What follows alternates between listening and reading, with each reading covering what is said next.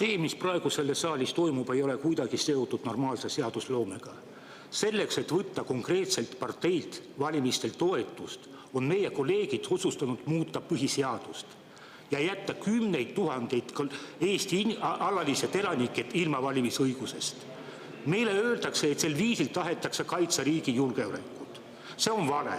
Kui kümned tuhanded inimesed jäetakse poliitilisest protsessist kõrvale, siis see hoopis õõnestab riigi julgeolekut.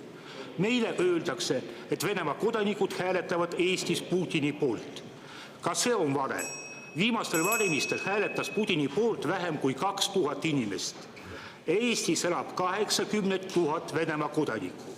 See tähendab, et 80 000 alalist elanikku karistatakse 2000 inimese teo eest.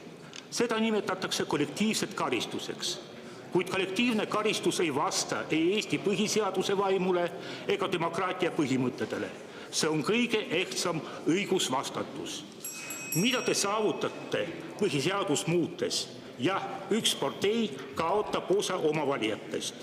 Kuid selle nimel tõukate te riigist eemale kümneid tuhandeid inimesi, kes on sellele riigile lojaalsed.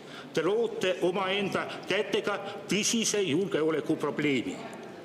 Need inimesed ei riku seadusi ja maksavad korralikult makse. Ja nüüd tahate te võtta neilt õiguse osaleda nende maksude jagamises. Te kardate. Aga mis siis, kui need inimesed ei taha kulutada miljardeid eurosid hullumeelsele rohepoliitikale ja teistele küsitavale skeemidele?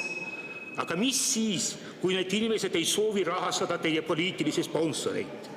Te hävitate riigi oma poliitiliste ja rahaliste huvide nimel.